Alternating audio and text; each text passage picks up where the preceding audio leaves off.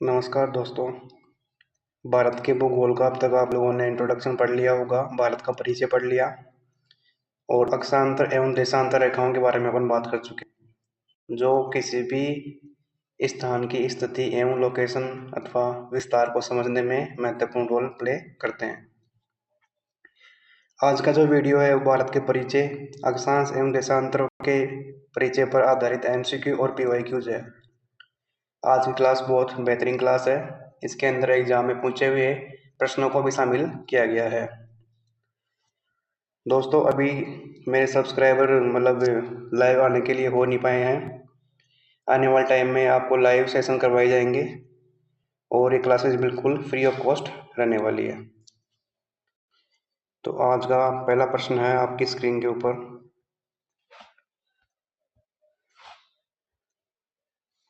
पहला प्रश्न है, भारत के संविधान के अनुच्छेद 1 में यानी आर्टिकल 1 में भारत को किस रूप में परिभाषित किया गया है? दोस्तों भारत का जो संविधान है, भारतीय संविधान, इसके आर्टिकल 1 में क्या लिखा गया है? आर्टिकल 1 में लिखा गया है इंडिया दैट इज भारत, यानी इंडिया था भारत। भारत क्या है? राज्यों का संघ है, यूनियन ऑफ स्टेट्स है दोस्तों। आर्टिकल 1 में बात लिखी हुई है ये। तो यहाँ पर जो ऑप्शन सही है वो कौन सा है? इंडिया दैट इज भारत, यानी ऑप्शन नंबर जो बी है दोस्तों वो बिल्कुल सही है। यहाँ पर ऑप्शन नंबर बी। तो इसका जो आंसर होगा वो ऑप्शन नंबर बी है दोस्तों। नेक्स्ट क्वेश्चन है क्वेश्चन नंबर 2। इंडिका यानी इंडिया शब्द की उत्पत्ति किस भाषा के शब्द से हुई है? क्या ये पारसी भाषा का शब्द है, या अरबी भाषा का शब्द है, या फिर ग्रीक अथवा यूनानी भाषा का संस्कृत है, या फिर संस्कृत का? दोस्तों अपने भारत में जो इंडिया शब्द को लेके मतलब जो ट्रेंड है या फिर इंडिया शब्द आया कहाँ से, वो बेसिकली यूनान के लोगों ने अपने को दिया था। यानी जो इंडिया है वो बेसिकली इंडस यानी इंडोस नाम के शब्द से मिलकर बना है। और जो इंडोस शब्द है दोस्तों वो ग्रीक भाषा का शब्द है, ग्रीक लैंग्वेज का। इस ग्रीक लैंग्वेज का इस इंडस इंडस शब्द से बाद में धीरे धीरे क्या बन गया है? इंडिया। तो दोस्तों इंडिया शब्द पहली बार ग्रीक लोगों ने दिया था, यानी यूनानी लोगों ने दिया था। उसके बाद में इंडिया शब्द को ब्रिटिशर्स के द्वारा भी अप्रिशिएट किया गया था और पूरे विश्व में फिर इंडिया नाम से ही अपना भारत जानने लग गया था। Next question number 3। हिंदुस्तान शब्द का सर्वप्रथम प्रयोग किन के द्वारा किया गया था? दोस्तों हिंदुस्तान जो शब्द है, हिंदुस्तान हिंदुस्तान ये आया आपके सिंधु नदी से। और ये शब्द दिया किन्होंने? पारस के लोगों ने यानी ईरानियों के द्वारा। पारस के जो लोग हैं वो से को है बोलते हैं। तो यहाँ पर सिंधु से क्या बन गया दोस्तों? हिंदुस्तान। तो हिंदू यानी सिंधु रिवर के पास में रहने वाले लोगों का जो स्थान है वो क्या कहलाया है? हिंदुस्तान कहलाया है। ईरानियों के द्वारा दिया गया शब्द है दोस्तों। तो ऑप्शन नंबर यहाँ पर सी बिल्कुल सही आंसर है। नेक्स्ट है क्वेश्चन नंबर 4।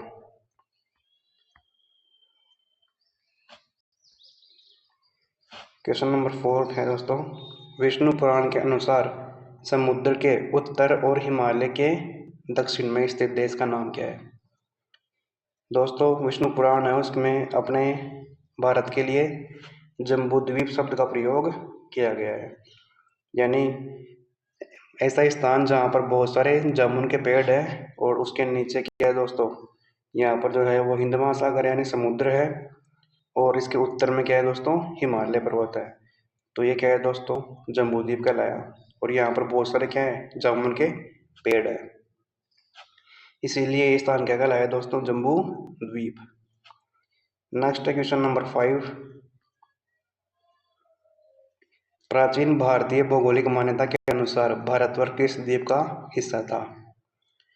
दोस्तों विष्णु पुराण में अभी जस्ट अपन डिस्कस करके आए हैं कि विष्णु पुराण में भारत को क्या बोला गया है? जम्बू द्वीप। तो भारत का जो भौगोलिक विस्तार है वो जम्बू द्वीप का माना जाएगा, यानी जम्बू द्वीप का हिस्सा है अपना कौन? भारत। Next question number 6। प्राचीन ग्रंथों में और उसकी सॉरी प्राचीन ग्रंथों में सिंधु और उसकी सहायक नदियों के कारण भारत को किस नाम से जाना गया है? दोस्तों, सिंधु की बहुत सारी सहायक नदियां हैं, जैसे रावी, चिनाब, सतलज, ब्यास और एक खुद सिंधु। इसको क्या बोलते हैं? सिंधु नदी तंत्र बोला जाता है। तो इस सिंधु नदी तंत्र के कारण भारतवर्ष को सप्त सिंधु नाम से जाना गया है, यानी 7 नदियों वाला प्रदेश, सप्त सिंधु। नेक्स्ट है क्वेश्चन नंबर 7। क्वेश्चन नंबर 7 है, भारत को इंडिया कहकर सबसे पहले किन्होंने पुकारा था? दोस्तों, यहाँ पर उन्होंने नहीं है, किन्होंने होगा, किन्होंने। थोड़ा टाइपिंग मिस्टेक है। क्या ब्रिटिशर्स ने पुकारा था क्या? तो बिल्कुल पुकारा था, लेकिन ब्रिटिशर्स से पहले ग्रीक लोगों ने भी पुकारा था दोस्तों, इंडिया करके। बेसिकली इंडोस नाम का जो शब्द है वो ग्रीक भाषा का शब्द ही है। तो इंडिया जो शब्द निकल के आया वो यूनान की भाषा से निकल के आया है। इस यूनान की भाषा से इंडिया शब्द बनने के बाद में ब्रिटिशर्स के द्वारा ही पूरे विश्व में इसको फैलाया गया था। तो यहाँ पर जो ऑप्शन है बिल्कुल सही आंसर है उसका, ऑप्शन नंबर डी। ए और सी दोनों ही सही आंसर है। क्वेश्चन नंबर 7, किस चीनी यात्री ने भारत को येनतुन कहकर पुकारा है? दोस्तों, यहाँ पर जो चीनी यात्री है वो है हैनसांग, जो हर्षवर्धन के काल में आया था भारत में, और इसने भारत को क्या कहकर पुकारा है? येनतुन। काफी फेमस क्वेश्चन है दोस्तों, अक्सर एग्जाम में पूछता रहता है। अब थोड़ा सा अपन हैनसांग के बारे में भी देख लेते हैं, लेकिन उससे पहले क्वेश्चन नंबर 9 सॉल्व कर लेते हैं। हैनसांग ने किस भारतीय नरेश के समय भारत की यात्रा की थी? तो इसका आंसर आपको पता ही है, जस्ट अभी बता के आए हम। और इसका जो आंसर है वो कौन सा होगा? हर्षवर्धन के टाइम के अंदर कौन आए थे? चीनी यात्री हैनसांग आया था दोस्तों। अब इस हैनसांग के बारे में थोड़ा सा देख लेते हैं, क्योंकि फेमस व्यक्ति है तो अक्सर एग्जाम से सवाल पूछता रहता है। हैनसांग के बारे में डिटेल देख लेते हैं दोस्तों। डायग्राम में जो दिख रहा है वो है हैनसांग। जो है वो कौन है? हैनसांग है दोस्तों। हैनसांग जो है वो हर्षवर्धन के काल में आया था, यानी ये लगभग 600 BC के आसपास हर्षवर्धन के टाइम में आया था। कौन? हैनसांग। चीन का रहने वाला व्यक्ति था ये। इसको यात्रियों का राजकुमार भी बोलते हैं, या फिर वर्तमान का शाक्य मुनि भी बोलते हैं। इसने दोस्तों एक पुस्तक लिखी थी जो अक्सर एग्जाम में पूछता रहता है, वो कौन सी है? शिव की पुस्तक। इसने इसे शिव की पुस्तक के अंदर बौद्ध ग्रंथ के बारे में भी लिखा है, और भारत को येनतुन भी कह के पुकारा है दोस्तों। भारत में आने का इसका जो कारण था वो क्या था? बौद्ध धर्म के प्रचार प्रसार को अनुभव करना और उसके ग्रंथों को जानना। तो इसने बौद्ध धर्म को जानने के लिए नालंदा विश्वविद्यालय में अध्ययन भी किया था। तो यह है दोस्तों हैनसांग। अब नेक्स्ट क्वेश्चन में चलते हैं। क्वेश्चन नंबर 10 दोस्तों, ये PYQ है और SSC CGL में पूछा हुआ गया प्रश्न है। काफी अच्छा क्वेश्चन है। भूमध्य रेखा निम्नलिखित में से किस देश के मध्य से होकर नहीं गुजरती है? तो दोस्तों, ब्राजील से होकर बिल्कुल गुजरती है दोस्तों। सोमालिया से भी गुजरती है, जहाँ के पायरेट्स फेमस है, जहाँ पर इंडियन नेवी ने जो है पायरेट्स को मतलब इंडियन नेवी ने पायरेट्स को मतलब वहाँ से मतलब पुश आउट किया था एक जहाज के दौरान। तो सोमालिया से भी मध्य जो ये भूमध्य रेखा है वो पास होती है। इंडोनेशिया से भी बिल्कुल निकलती है।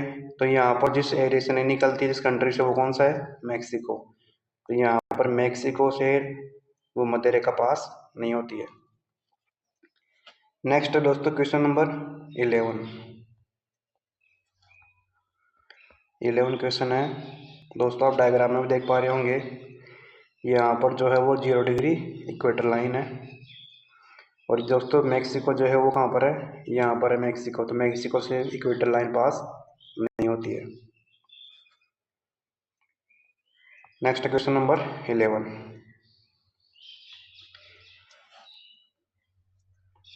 दो अक्षांश रेखाओं के बीच की औसत दूरी कितनी होती है? दोस्तों, पहली बात तो ये कि ये आपका क्या है? ग्लोब। अक्षांश ऐसे होते हैं बिल्कुल लेटे हुए, यानी बिल्कुल हॉरिजॉन्टल होते हैं दोस्तों। तो इन अक्षांशों के बीच की जो दूरी होती है ना दोस्तों, एक अक्षांश से दूसरे अक्षांश के बीच में, वो हमेशा कितनी होती है? बिल्कुल स्टेबल दूरी है, और वो होती है 111 किलोमीटर। तो यहाँ पर जो है वो उसका आंसर क्या है? Option number B, 111 kilometre. Next question number 12। अंतर्राष्ट्रीय तिथि रेखा खींची गई है दोस्तों। इंटरनेशनल जो डेट रेखा है उसको 180 डिग्री मेरिडियन भी बोलते हैं, यानी इसका जो सेकंड नाम है वो क्या है? 180 डिग्री मेरिडियन। तो ये दोस्तों यहाँ पर ये पूछ रहा है कि किससे पास होती है। तो अफ्रीका से होकर निकलती है क्या? तो बिल्कुल नहीं दोस्तों, एशिया से होकर भी नहीं निकलती है, अटलांटिक महासागर से होकर भी नहीं निकलती है। तो फिर कहाँ से निकलती है? इसका बिल्कुल सही जवाब होगा दोस्तों प्रशांत महासागर से। अभी डायग्राम के थ्रू भी मैं आपको एक्सप्लेन करने वाला हूँ। एक बार वर्ल्ड मैप देख लेते हैं दोस्तों। यहाँ पर जो आपको जिगजैग लाइन दिख रही होगी, ये वाली लाइन, ये वाली जो लाइन है ये इंटरनेशनल डेट लाइन है दोस्तों। और यहाँ पर जो है वो क्या है? ग्रीनविच लाइन है, प्राइम मेरिडियन 0 डिग्री। यहाँ पर ये 180 प्राइम मेरिडियन है जो कि इंटरनेशनल डेट लाइन है दोस्तों। ये पैसिफिक ओशन से होकर पास हो रही है। तो इसके अलावा आर्टिक ओशन से पास हो रही है, और नीचे जो है वो कौन सा है? यहाँ पर भी पैसिफिक ओशन है।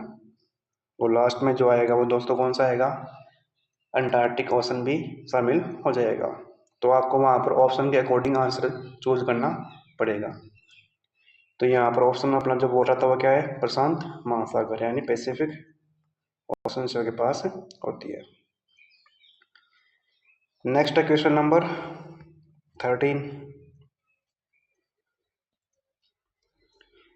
कुल देशांतर रेखाओं की संख्या कितनी होती है दोस्तों? यहाँ पर 180 है, वो तो कोई ना, तो कोई देशांतर होते हैं, ना ही अक्षांश।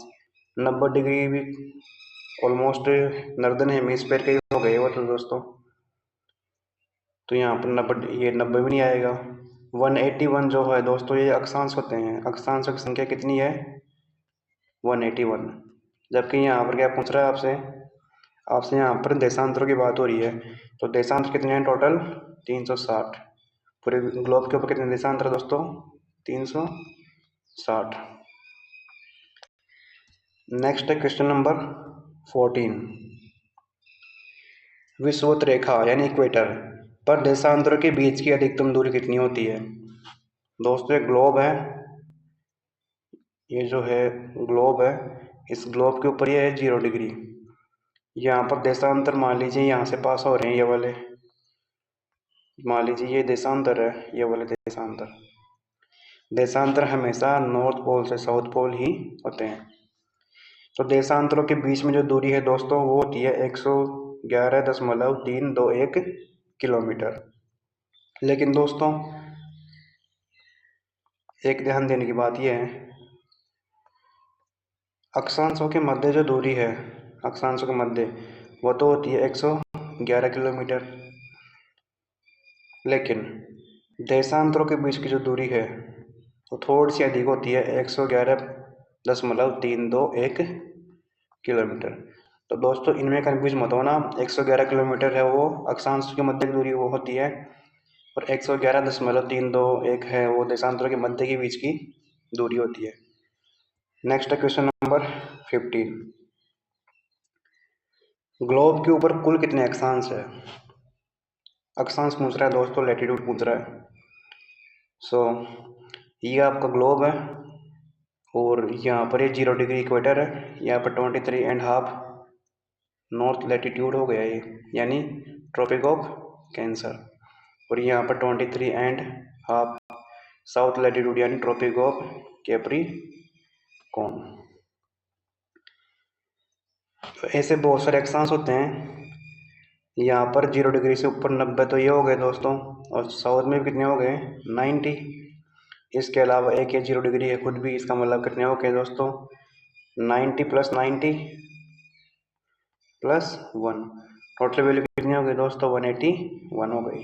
तो यहाँ पर जो ग्लोब के ऊपर अक्षांश वो कितने हैं? 181, यानी ऑप्शन नंबर बी आपका बिल्कुल सही आंसर है। नेक्स्ट है क्वेश्चन नंबर 16। पृथ्वी को 1 डिग्री देशांतर घूमने में कितना समय लगता है? दोस्तों यहाँ पर पृथ्वी को 1 डिग्री घूमने में लगता है 4 मिनट। दोस्तों पृथ्वी का जो देशांतर, कुल देशांतर 360 डिग्री, वो पृथ्वी के 24 घंटे के बराबर होते हैं।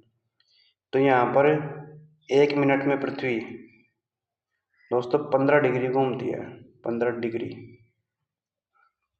यानी कि पृथ्वी को 1 डिग्री घूमने में 4 मिनट लगते हैं।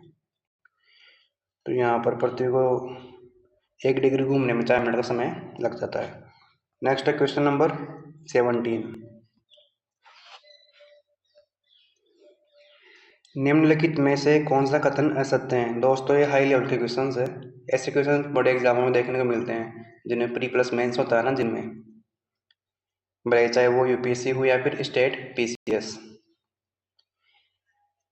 तो यहाँ पर दोस्तों सबसे ध्यान देने की पहली बात जो है वो क्या है, आपको ध्यान रखना है कि प्रश्न में पूछ क्या रहा है। तो यहाँ पर दोस्तों असत्य पूछ रहा है, यानी रॉन्ग स्टेटमेंट कौन सा है, यहाँ पर ध्यान देने की बात है दोस्तों। पहला ऑप्शन है अक्षांश रेखाएं समानांतर होती है, तो बिल्कुल सही बात है दोस्तों। देशांतर रेखाएं ध्रुव पर आपस में मिल जाती है, बिल्कुल ये भी दोस्तों सही बात है। जैसे ग्लोब है तो देशांतर रेखाएं यहाँ पर ग्लोब पर आके, ये सॉरी ध्रुव के ऊपर आके मिल जाती है। ऑप्शन नंबर 3 है, यानी दोस्तों ऑप्शन नंबर बिल्कुल बी सही है। सी वाला ऑप्शन क्या बोल रहा है? 0 डिग्री अक्षांश को प्रधान मध्याह्न रेखा कहते हैं। और ऑप्शन नंबर जो डी है, विषुवत रेखा सबसे बड़ी अक्षांश रेखा है। दोस्तों विषुवत का मतलब होता है 0 डिग्री इक्वेटर, सबसे बड़ी अक्षांश रेखा है। ये स्टेटमेंट बिल्कुल सही है। यहाँ पर ऑप्शन सी है जो दोस्तों वो क्या है, रॉन्ग स्टेटमेंट है, और यही अपना क्या है, उत्तर है दोस्तों, ऑप्शन नंबर सी। लेकिन दोस्तों रॉन्ग है कैसे? यहाँ पर 0 डिग्री अक्षांश को प्रधान मध्य रेखा बोला गया है। दोस्तों यहाँ पर 0 डिग्री तो अक्षांश होता है, उसको तो अपन विषुवत रेखा बोलते हैं, प्रधान मध्याह्न रेखा बोलते ही नहीं है उसको, तो यानी प्राइम मेरिडियन बोलते ही नहीं है। दोस्तों अगर यहाँ पर ऐसा होता कि 0 डिग्री यहाँ पर देशांतर होता, तो क्या होता दोस्तों? वो होता प्राइम मेरिडियन। तो यहाँ पर ऑप्शन नंबर सी है वो दोस्तों क्या है, गलत है। तो अपना जवाब भी कौन सा होगा? ऑप्शन नंबर सी।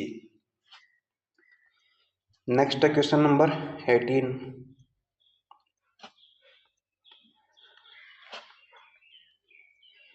यदि किसी स्थान का समय ग्रीनविच से 5 घंटे आगे है तो वह स्थान कहाँ स्थित होगा?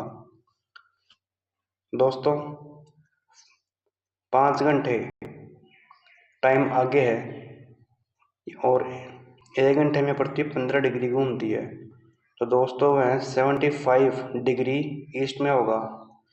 यानी दोस्तों यहाँ पर आगे है, आगे का मतलब क्या है दोस्तों? सूर्योदय पहले हो रहा है, और सूर्योदय पहले कहाँ पर होता है? हमेशा ईस्ट के अंदर। तो यहाँ पर मतलब पश्चिम वाला ऑप्शन होगा ना, तो ये ऑप्शन सी भी नहीं होगा और ये 150 भी नहीं होगा। तो यहाँ पर वही स्थान कहाँ पर होगा? 75 डिग्री पूर्वी देशांतर, यानी ईस्ट लॉन्गिट्यूड के ऊपर होगा दोस्तों। तो यहाँ पर जो सही जवाब है वो कौन सा है? 75 डिग्री ईस्ट लॉन्गिट्यूड। नेक्स्ट है क्वेश्चन नंबर 19।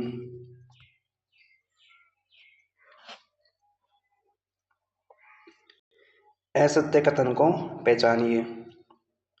यहाँ पर भी दोस्तों आपको रॉन्ग स्टेटमेंट का चयन करना है।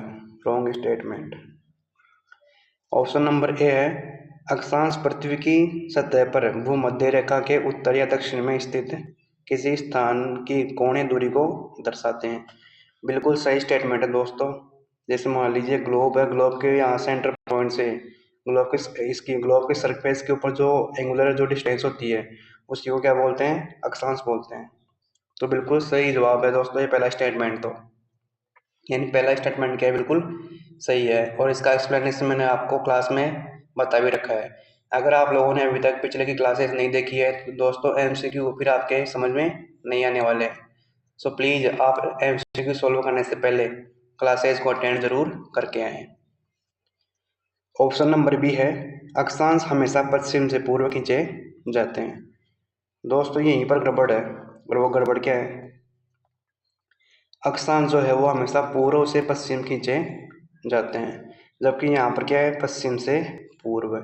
यानी हमारा जो रॉन्ग स्टेटमेंट है वो कौन सा है, ऑप्शन नंबर बी। तो यही अपना आंसर हो गया है, लेकिन फिर भी अपना आगे देख लेते हैं ऑप्शन नंबर सी को। यह जलवायु का निर्धारण करती है। बिल्कुल दोस्तों, अक्षांश के आधार पर ही ग्लोब के ऊपर जलवायु की जो जोन्स है, जलवायु क्लाइमेटिक जोन्स है, उनका डिवाइडेशन किया गया है। तो ये बिल्कुल सही स्टेटमेंट है। नेक्स्ट है ऑप्शन नंबर डी, यह किसी स्थान की स्थिति को भी बताता है। बिल्कुल दोस्तों, अक्षांश के आधार पर अपनी स्थिति का भी पता लगाते हैं। तो यहाँ पर 19 का जो सही जवाब है वो कौन सा है, ऑप्शन नंबर बी। नेक्स्ट है क्वेश्चन नंबर 20 वाला क्वेश्चन क्या बोल रहा है दोस्तों, गलत कथन का चयन कीजिए। यहाँ पर भी आपको रॉन्ग स्टेटमेंट ही चूज करने हैं। 0 डिग्री भूमध्य रेखा सबसे बड़ा अक्षांशीय सर्कल है। बिल्कुल सही बात है दोस्तों। ये जैसे मान लीजिए ग्लोब है, यहाँ पर 0 डिग्री है, तो 0 डिग्री का जो सर्कल है दोस्तों पूरे ग्लोब के ऊपर सबसे बड़ा सर्कल है, यानी अक्षांश का सबसे बड़ा सर्कल हो गया कौन, 0 डिग्री इक्वेटर वाला सर्कल। तो पहला ऑप्शन क्या है दोस्तों, बिल्कुल सही है। ऑप्शन नंबर बी है, 0 डिग्री पर सूर्य ताप सर्वाधिक होता है। बिल्कुल दोस्तों, 0 डिग्री सूर्य के सामने बिल्कुल जस्ट सामने होती है, तो यहाँ पर जो सनलाइट है दोस्तों वो बिल्कुल सीधी इंसिडेंट होती है। तो सेकेंड वाला स्टेटमेंट भी क्या है, बिल्कुल सही है। नेक्स्ट है ऑप्शन नंबर सी, उत्तरी ध्रुव और दक्षिण ध्रुव पर अक्षांशीय सर्कल छोटे होते हैं। बिल्कुल दोस्तों, यहाँ 0 डिग्री से ऊपर जाएंगे तो भी अक्षांशीय सर्कल में है उनमें कमी होती जाएगी, और नीचे जाएंगे तो भी अक्षांशीय सर्कल जो है वो क्या हो जाएगा, कम हो जाएगा, यानी रेडियस कम हो जाएगी। तो यहाँ पर नॉर्थ पोल और साउथ पोल पर तो बिल्कुल क्या बनेंगे, बिल्कुल छोटे छोटे अक्षांशीय सर्कल ही बनने वाले हैं, जिनको अपन डॉट पॉइंट के रूप में भी काउंट कर सकते हैं। तो इनमें से ऑप्शन नंबर सी भी कौन सा है, बिल्कुल सही जवाब है। तो यहाँ पर तीनों के तीनों स्टेटमेंट यानी ए बी और सी बिल्कुल सही है। यहाँ पर गलत स्टेटमेंट कोई सा भी नहीं है, इसलिए हमारा जो आंसर होगा वो कौन सा होगा, ऑप्शन नंबर डी, यानी इनमें से कोई नहीं। नेक्स्ट है क्वेश्चन नंबर 21। यहाँ पर जो है वो आपको सही स्टेटमेंट का चयन करना है, यानी राइट स्टेटमेंट का। तो पहला ऑप्शन है, ध्रुव पर देशांतर आपस में मिल जाते हैं। दोस्तों ये ग्लोब है, यहाँ पर नॉर्थ पोल से साउथ पोल जाएंगे ना अपन, तो यहाँ पर जो सारे के सारे देशांतर वो आके एक जगह मिल रहे हैं। इसका मतलब पहला ऑप्शन क्या है, बिल्कुल सही है। ऑप्शन नंबर बी है, भूमध्य रेखा पर देशांतर में सर्वाधिक चौड़ाई होती है, जो कि 111.321 किलोमीटर है। यह भी बिल्कुल दोस्तों सही स्टेटमेंट है, यानी भूमध्य रेखा पर यहाँ पर देशांतरों के बीच में सर्वाधिक क्या होता है, गैप होता है, वो कितना है, 111.321 किलोमीटर। यानी ये वाला स्टेटमेंट भी क्या है, बिल्कुल सही है।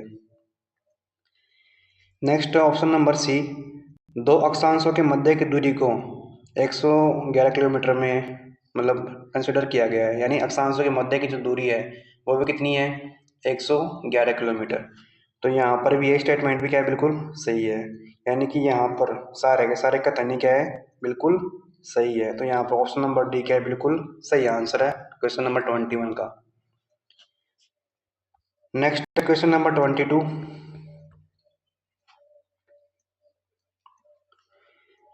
0 डिग्री प्राइम मेरिडियन के संदर्भ में कौन सा कथन सही है, यानी 0 डिग्री जो प्राइम मेरिडियन है यानी ग्रीनविच रेखा है उसके रेफरेंस में कौन सा स्टेटमेंट सही है। तो ऑप्शन नंबर ए है, इसको प्रधान या मध्य रेखा भी कहते हैं। बिल्कुल कहते हैं दोस्तों, सही बात है। यह फ्रांस से होकर गुजरती है। दोस्तों गड़बड़ यहीं पर हो गई है, ग्रीनविच रेखा फ्रांस से होकर नहीं गुजरती है, यह हमेशा किससे गुजरती है, इंग्लैंड के ग्रीनविच सिटी से, यानी यूके से गुजरती है दोस्तों। तो यहाँ पर अपना आंसर तो यही हो गया है, कौन सा, option number B. Option number C है, ग्रीनविच रेखा भी कहलाती है, ये बिल्कुल सही स्टेटमेंट है। और डी तो इनमें से कोई ऑप्शन ही नहीं है दोस्तों। तो अपने से क्या पूछा है यहाँ पर, कौन सा स्टेटमेंट सही है। तो यहाँ पर सही कौन सा है दोस्तों, सही तो यहाँ पर ए और सी हो गए, लेकिन दोस्तों टाइपिंग मिस्टेक है और यहाँ पर क्या आएगा, कौन सा कथन गलत है। तो गलत कौन सा है दोस्तों, option number B. Next question number 23। Greenwich रेखा के संदर्भ में कौन सा कथन गलत है। यहाँ पर भी दोस्तों आपसे रॉन्ग स्टेटमेंट ही पूछ रहा है, कौन सा गलत है। ऑप्शन नंबर ए, यह प्राइम मेरिडियन कहलाती है, बिल्कुल सही बात है दोस्तों। 0 डिग्री प्राइम मेरिडियन को क्या बोलते हैं, ग्रीनविच रेखा भी बोलते हैं। ऑप्शन नंबर बी है, यह यूरोप, एशिया, अंटार्कटिक महाद्वीप से गुजरती है। दोस्तों यहीं पर क्या है, गड़बड़ है। मैंने आपको क्लास में करवाया था कि जो ग्रीनविच रेखा है वो अफ्रीका, यूरोप, अंटार्कटिका और कहाँ से गुजरती है दोस्तों, 3 महाद्वीपों से गुजरती है रेखा, कौन सी, ग्रीनविच रेखा। लेकिन यहाँ पर एक्स्ट्रा क्या दिया गया है, एशिया। तो ये ऑप्शन नंबर जो बी है यही अपना क्या है, सही आंसर है, ये रॉन्ग स्टेटमेंट है। ऑप्शन नंबर सी है, ग्रीनविच रेखा 8 देशों होकर गुजरती है, ये बिल्कुल सही स्टेटमेंट है। और 8 के 8 देशों को आपको क्लास में अच्छी तरीके से समझाया गया है। तो यहाँ पर जो अपना राइट आंसर है वो कौन सा है, ऑप्शन नंबर बी। नेक्स्ट है क्वेश्चन नंबर 24।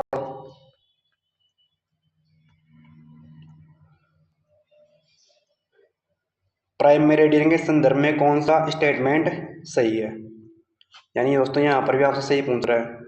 पहला ऑप्शन है, प्राइम मेरिडियन से पूर्व की ओर जाने पर समय घटता है। दोस्तों घटता नहीं है, यहाँ पर बढ़ता है। तो पहला स्टेटमेंट क्या है, गलत है।